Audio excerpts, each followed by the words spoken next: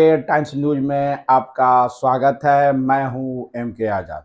आज हम बात करेंगे कि क्या भारतीय जनता पार्टी की जो जमीन है वो सरक गई है, क्या उनकी जमीन में दरार पड़ गई है। जिस जमीन को लेकर नरेंद्र मोदी और अमित शाह की जोड़ी ने खून पसीने बहाए और इसको करने के लिए जिस तरह से भारतीय जनता पार्टी की जो तमाम मुद्दे थे, उस मुद्दे की जो व्यवस्था की गई थी, उस व्यवस्था के बाद आज क्या भारतीय जनता पार्टी की जमीनें धीरे धीरे सरकती चली जा रही है। आज इसी को लेकर हम आज चर्चा करने वाले हैं। तो सबसे पहले जान लीजिए किन मुद्दे को देखकर ये पहले समझा जाए कि इस वक्त में जो वर्तमान की मौजूदा सरकार है वो किस तरह सकते में आ गई है और भारतीय जनता पार्टी जो विश्व की सबसे बड़ी पार्टी की दावा करती है, उसकी सबसे बेहतर जमीन, उपजाऊ भूमि, उसके लिए उत्तर प्रदेश क्यों दरक गया। और इस सब को जानने से पहले आप राज्य दर राज्य चुनाव को देख सकते हैं। राज्य चुनाव हारने की वजह से भारतीय जनता पार्टी सकते में आ गई है और तमाम प्रयासों के बावजूद भी जीत उनको नसीब नहीं हो रहा है। और तो और उपचुनावों को लेकर भी जिस तरह से कवायदे की गई वो बड़ा दिलचस्प है। और सबसे बड़ी बात घोसी उपचुनाव को लेकर उठी, क्योंकि घोसी उपचुनाव में तमाम प्रयास तो जरूर किए गए थे और उत्तर प्रदेश ही वो राज्य है जहां पर भारतीय जनता पार्टी को बड़े पैमाने पे एक मुश्त सीटें आती है और जिससे दिल्ली का रास्ता प्रशस्त होता है। तो यही रास्ता था जिसको रोकने के लिए तमाम तरह की कोशिश इंडिया गठबंधन की तरफ से लगातार की जाने लगी। तभी तो कहा जा रहा है कि इंडिया गठबंधन में और खासकर राहुल गांधी और कांग्रेस पार्टी ने उनकी मजबूत किले में जरूर जो है सेंधमारी की पूरी योजना बना ली है। उत्तर प्रदेश हो, गुजरात हो या असम हो और दूसरे राज्य जहां भारतीय जनता पार्टी की उम्मीदें ज्यादा है, वहां पर बड़ी सेंधमारी की योजना कांग्रेस पार्टी के राहुल गांधी और जो है मल्लिकार्जुन खड़गे तैयार कर चुके हैं और इसको लेकर तमाम तरह की कोशिशें इस वक्त में चल रही है। और इसी की बानगी थी कि घोसी उपचुनाव में 2 दर्जन से ज्यादा मंत्री लगाए गए थे और विधायकों का एक बड़ा जत्था वहां पर काम कर रहा था। तो कौन सी ऐसी परिस्थिति अचानक उत्तर प्रदेश में खड़ा हो गई कि तमाम मंत्री यानी 2 दर्जन से ज्यादा मंत्री घोसी उपचुनाव में प्रचार प्रसार करते रहे और विधायकों की लंबी टीम वहां पहुंची और खुद योगी आदित्यनाथ भी वहां पर जो है मौजूद रहे। लेकिन उनकी सभाएं भी घोसी उपचुनाव में दारा सिंह चौहान को जीत तो बिल्कुल नहीं दिला पाई। और बताया जाता है कि जब राज्य की सरकार के विरुद्ध में उपचुनाव होते हैं तो वो चुनाव अगर यदि हार जाती है वो सत्ताधारी पार्टी, तो समझा जाता है कि वो जनता के विश्वास खो चुकी है। ऐसी मान्यता राजनीति में लगातार बढ़ते चले जा रही है।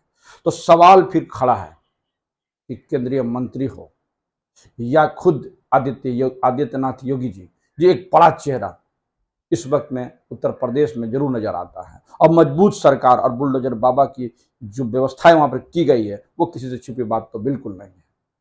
तो कौन सी परिस्थिति अचानक खड़ी हो गई कि घोसी उपचुनाव दारा सिंह चौहान जीत नहीं पाए और दारा सिंह चौहान की हार उत्तर प्रदेश में दरकती जमीन को दर्शाता जरूर है। और यही नहीं, 2014 में और 2019 के सीटों की तुलना किया जाए लोकसभा से, तो लोकसभा में भी 2014 से 19 के बीच में जो सीटें आई है वो लगातार कम हो रही है। और उसके बाद जब इंडिया गठबंधन बना और इंडिया गठबंधन के बाद पहला उपचुनाव में भी भारतीय जनता पार्टी हारती चली गई। और उत्तर प्रदेश में जो घोसी का चुनाव था वो बड़ा दिलचस्प था। बताया जाता है कि राजनीति में एक क्वार्टर फाइनल था जो मुंह बाए में भारतीय जनता पार्टी की खड़ी हुई और हुआ भी यही। तमाम प्रयास और नए नए जो प्रयोग के बावजूद भी उत्तर प्रदेश की घोसी विधानसभा में भारतीय जनता पार्टी की कैंडिडेट बुरी तरह हार गई। हारी नहीं, बुरी तरह हार गई। करीब 42,000 से ज्यादा मतों से जीतना कोई मामूली रकम नहीं होती। तो सवाल है कि इसकी ठिकरा किसे फोड़ा जाएगा। आज हमारा इशू उधर नहीं है। आज हमारा इशू है कि किन मुद्दों को भारतीय जनता पार्टी ने इस तरह से उठाया कि जो जनता को रास नहीं आया। तो हम कुछ मुद्दे पे बात करेंगे। पहला मुद्दा है राजनीति में जो सबसे पहले है भावनात्मक मुद्दे, जो भारतीय जनता पार्टी को खास रास आती है। तो भावनात्मक मुद्दे के सहारे बहुत दिन राजनीतिक साधा नहीं जा सकता। यह बात अब भारतीय जनता पार्टी को धीरे धीरे समझ में आ जानी चाहिए, क्योंकि भावनात्मक मुद्दे के आधार पर ही लगातार भारतीय जनता पार्टी की जो नींव रखी गई और उसी के आधार पर वो अब तक चलते चली आई। लेकिन अब शायद भावनात्मक मुद्दे के सहारे बहुत दिन तक लोगों को एक साथ नहीं लाया जा सकता, एक छतरी में नहीं लाया जा सकता है। तो वो अब सब कुछ सामने नजर आने लगा।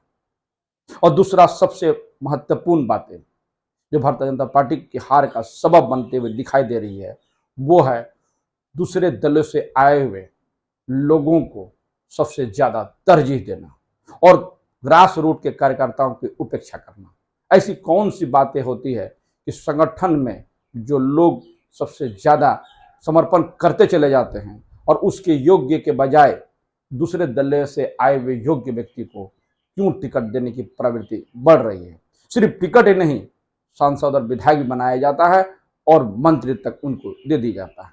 तो ग्रास रूट पर जो कार्यकर्ता नाराज होते हैं वही सबसे ज्यादा नुकसान इस वक्त में भारतीय जनता पार्टी को होता हुआ दिख रहा है। क्योंकि दारा सिंह चौहान दल बदल के तहत आए थे और यही नहीं, अब पश्चिम बंगाल में जो उपचुनाव हुए, जो तोपसी राय है वो टीएमसी छोड़ के अचानक भारतीय जनता पार्टी में शामिल हुई और भारतीय जनता पार्टी ने उन्हें वहां से टिकट दे दिया, जिसका परिणाम भी भारतीय जनता पार्टी भुगत रही है।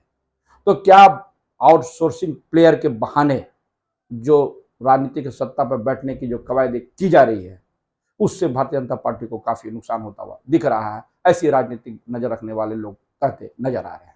और ग्रास रूट पे लोगों का जो नुकसान है, भारतीय जनता पार्टी के ग्रास रूट के नेताओं का और कार्यकर्ताओं का जो मनोबल टूटता है, उससे पार्टी हाशिए में आ रही है। और तीसरी सबसे महत्वपूर्ण बात है, जिस तरह सीबीआई, ईडी और आईटी के सहारे विपक्षियों को साधने की कवायदें की गई है, ये बात भी इस वक्त में राजनीतिक गलियारों पर चर्चा का विषय बना हुआ है। ये भी जनता इसको पसंद नहीं कर रही है, क्योंकि इन लोगों के तमाम जो छापे पड़े उसके इसकी ओर इसी तरह इशारा करता है कि वो विपक्षियों को खिलाफ ही क्यों है। और इसकी बानगी बनी कि राज्य में अपने अपने जो सरकारें हैं वहां के लोग भी एक दूसरे पे केस मुकदमा करने से पीछे नहीं हट रहे हैं, क्योंकि यही तो थी दूसरे दलों को बदनाम करने की एक व्यवस्था। यानी सत्ता में बैठे हुए लोग विपक्षियों को कटघरे में खड़ा होने के लिए अपने पुलिस का इस्तेमाल कर रही है।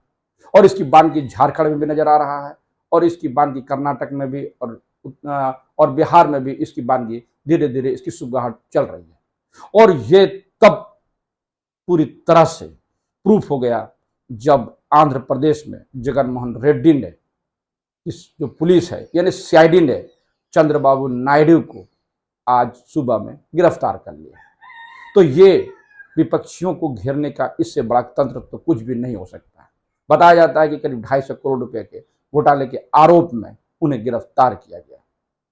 तो सवाल यह है कि जिस तरह से केंद्र की सरकार दूसरे दलों को, विपक्षियों को जो है सीबीआई, ईडी और आईटी के तहत में कटघरे में खड़ा करने की साजिश रच रही है, अब राज्य की भी पुलिस भी है विपक्षियों पर, मतलब उस राज्य में जो लोग विपक्षी है उसको निपटाने की अपनी योजना पे काम कर रही है। और ये प्रवृत्ति राजनीति में अच्छा संकेत बिल्कुल नहीं दे रही है। बताया जा रहा है कि यही भारतीय जनता पार्टी के लिए मुसीबत का सबब है। यानी मैंने 3 मुद्दे पे जो बात की, इस मुद्दे से भारतीय जनता पार्टी को नुकसान होता हुआ दिख रहा है। ऐसी बातें राजनीतिक गलियारों पर चर्चा का विषय है। और दूसरी बातें हैं राजनीति पे गहरी पैठ रखने वाले, यही वक्तव्य सामने आ रहे हैं। तो हमारा ये वीडियो कैसा लगा अपने कमेंट्स में जरूर कमेंट्स करें, और जिन्होंने अभी तक हमारे न्यूज़ को सब्सक्राइब नहीं किया उसे निवेदन सब्सक्राइब कर दें। नमस्कार।